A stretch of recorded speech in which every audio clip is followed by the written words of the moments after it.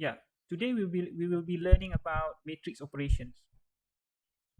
So because during the last lecture we have been focusing on using Python list. Okay, we've been using Python list, and then from there I have shown you some example on how to construct a Python matrix, a NumPy matrix using a Python list. So let me show you the example. Okay. So, so far, do you have any question related to the previous topics? If you have any question, you can ask me on Webex or Telegram. Okay. Okay. So far, you have learned on creating the list. For example, I want to create a 3 by 3 matrix. So I have my matrix A, which is not yet a matrix. It is a list, a two-dimensional list. So what I do is I do this first.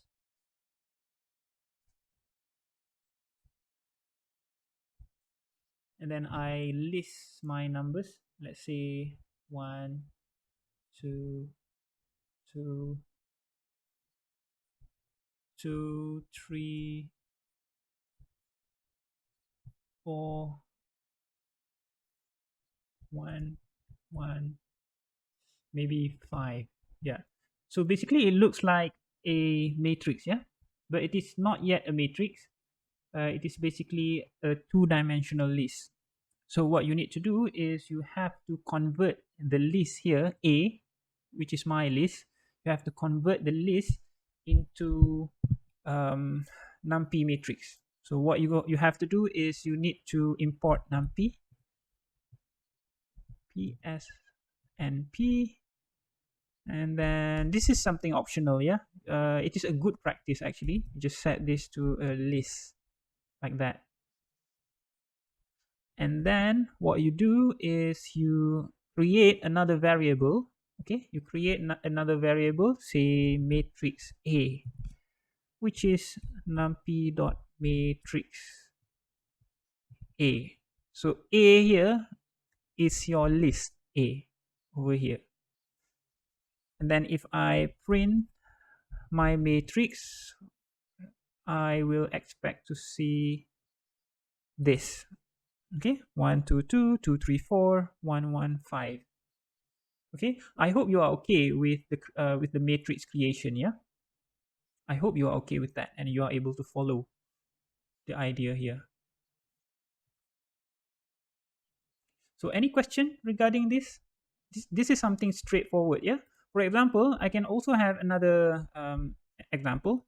Let's say if I wish to create a column matrix which consists of 3 elements, X, Y, and Z. So basically we have the position matrix that looks like this. Yeah, the position matrix, which is X, Y, and Z.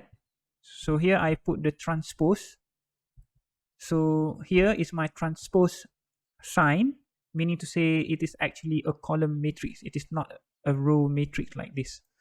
So you can also create this particular matrix. So you have your P, or you type in a variable name, which is mat P, matrix P, which is equal to numpy matrix. And then you just simply write down the list. Okay. For example, I have my X as 1, and then my Y as 6, and then my Z as 2. So what you need to do is you need to transpose, okay, matrix, and then matrix P equals to matrix P dot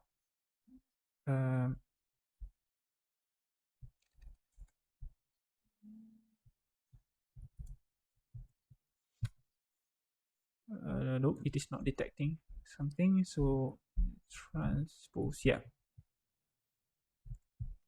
So you need to transpose the matrix because originally this guy is a row matrix.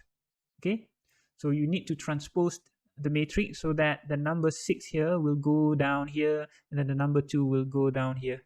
So when I print my NumPy, it will look like this. Yeah. So let's go back to our presentation slide. Okay, matrix operation. So I suppose now you have understood on how to use or how to create a NumPy matrix. Okay. So basically, what is a matrix? So of course, you already learned this during your high school, where you have been exposed to the two-dimensional matrix. Excuse me. So if it is a one-dimensional list, then it is going to be a vector. Okay, a one-dimensional list is a vector. A two-dimensional list is a matrix, and then a three-dimensional list will be the tensor. So it goes like this. Yeah, one dimension is a vector. Okay, and then two dimension will be the matrix, and then three dimension will be the tensors. Tensors, tensors. Okay, so you'll be learning about tensors in the advanced courses. Okay, I'll not be covering tensors in this particular topic. I'm just going to I just want to give you an extra knowledge. Okay. So here I have my m as the total number of rows. Okay, the total number of rows is given by m, and the total number of column is given by n. So if I say an m by n matrix, meaning to say it has m rows and n columns. So basically, before you declare a matrix, before you assign a matrix, what you do is you have to import. Okay, you have to use the import keyword, and then you import numpy as np. And then next, your variable is going to be matrix A. So it's up to you whether you want to name the variable as mat A, or you can even use your name as well. So it's up to you. You are not restricted to put the name like this. Yeah. So what you do is you just name it as it is. And then you have to have the equal sign here, which is the assignment operator. And then here we have the numpy. Since you have used np, then you need to use np also over here. And then you use the dot operator. Okay, you use the dot operator, and then you use the class matrix. And then the entire thing here will be your list, a two-dimensional list. Okay, a two-dimensional list. It has to be two-dimensional. Okay. So yeah, so that's the idea. So let's say you can also yeah, it is allowable to do it this way. Yeah, to put this in a new line. Okay, you can also put the entire statement here into a single line. But the thing is, I don't really prefer to do it that way, because it tends to confuse me, because you put everything on a single line. So at least if you do it this way, you are able to observe the structure of the matrix, the two-dimensional matrix. Okay, so this is a good practice. And then next, so you initialize the matrix A as the numpy matrix here. This is something important. Yeah. And then you specify the elements of the matrix. So this will be the rows, and then this will be the columns. Okay.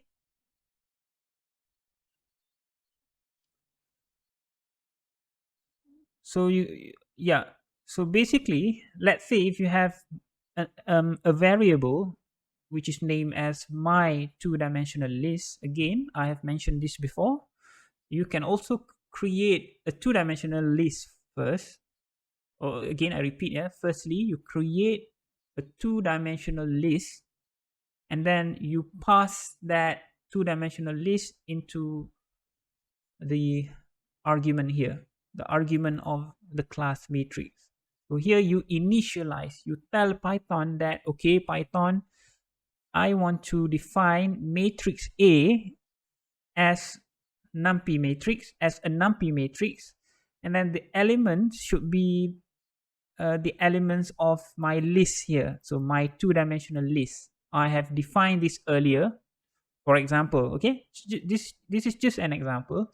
So before this particular line, I have defined my two-dimensional list. Okay, So what I have to do now is just to pass my two-dimensional list variable as the argument of my initialization here.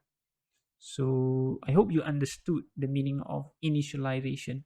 To initialize means you are assigning a variable to a type. Let's say matrix A equals to matrix numpy.matrix. So numpy.matrix is your class name or your type. Okay, so you are declaring to Python that, okay, Python matrix A is a matrix, a numpy matrix. For example, you can also initialize A as an integer. A, then you have to type in A equals to int. So that's how you initialize an integer. You are telling your Python that, okay, A is an integer. Okay, so this is the two-dimensional Python list that you have created earlier. So now I'm going to go through the basic matrix operations. Okay, I'm not going to give you the complicated operations like the diagonalization. I'm not sure whether you guys heard that before, but I suppose you have learned that in your linear algebra. Okay, so matrix diagonalization, the matrix exponential. I'm not going to expose to you to those complicated operations. I'm just going to give you the basic ones. Yeah. For example, here, if you want to transpose your matrix, what you do is you use the NumPy built-in function. So whenever you import NumPy, then the function here will be available, numpy.transpose. And then the argument of the function here, okay, the argument of the function here is your NumPy matrix. This is your NumPy matrix, yeah, A, which is a 2 by 2 matrix. So you pass A into the argument, and then you assign AT as a new variable. Okay, you assign AT as a new variable. So T here, the superscript T, means the transpose operation. So it is not a number. It is not A to the power of T. No, no, no. It's actually A transpose. And then you want to extract the diagonal elements, for example. Okay, so here you want to extract 1 and 5. This is not diagonalization. Yeah, diagonalization is something related to linear algebra. So you don't confuse yourself. Yeah, so here when I say diagonal here means you want to extract the diagonal elements as a column matrix. Okay, again I repeat, you want to extract the diagonal elements, which are 1 and 5 here, into a column matrix. So what you do is you use the NumPy built-in function diag here, diag, D-I-A-G. So here you are saying that you are assigning B as numpy.diag A. So you have to pass your matrix A into the argument of this particular function. Okay, you have to pass. So again, I just want to recall you that an argument is just like this. So you have a function f of x. So x is the argument. Okay, f is the function name. So here, diag is your function name and a is your argument. And then next, you can also do the addition and subtraction.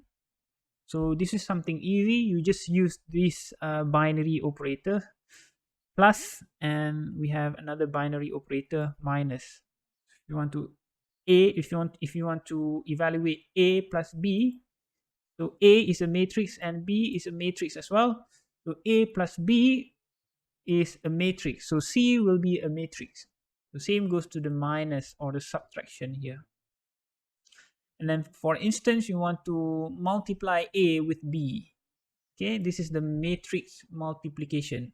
Okay, matrix multiplication. This is not the element by element multiplication. Yeah, so this is actually the matrix multiplication, A times B.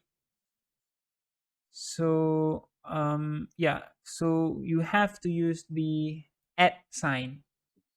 You have to use the at sign. So A at B.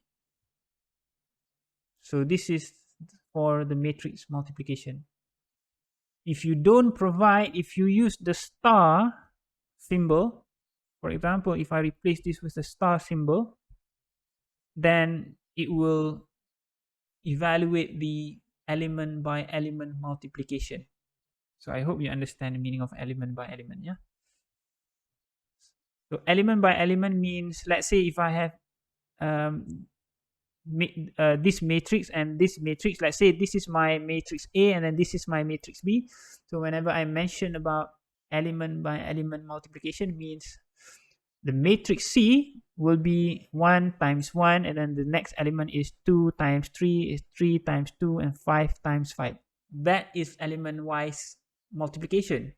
But here, this is not the element wise. This is basically the matrix multiplication that you have learned during your high school or even matriculation. So this is the standard matrix multiplication.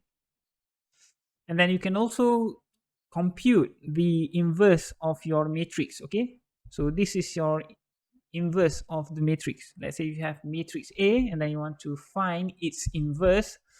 So you have to use the NumPy linear algorithm class. You need to use the NumPy linear algorithm class. And then you have to put the dot operator here, and then you have another name here, linalg, and then you put another dot operator here, and then you type in inverse.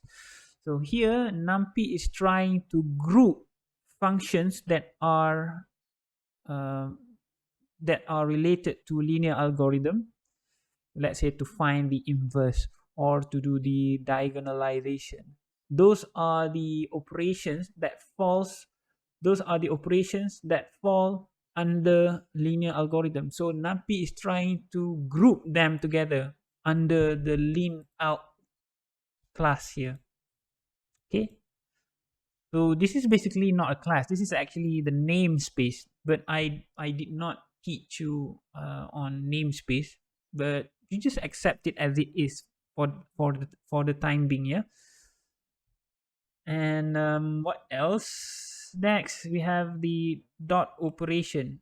So meaning to say, if A is a vector and B is a vector, then it will evaluate the dot operation.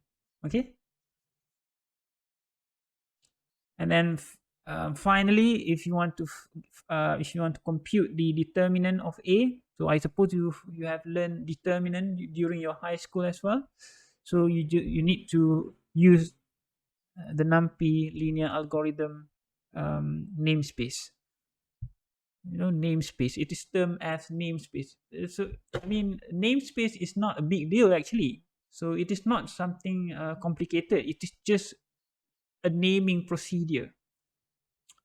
Let's say, for example, I want to give you an example. So in mathematics, we have two different fields, statistics and maybe linear algebra. So in linear algebra, maybe it has a function lambda. Let's say it has a function named lambda under the linear algorithm class. And then in statistics, you also have the lambda function. So the two lambdas here is ambiguous, no?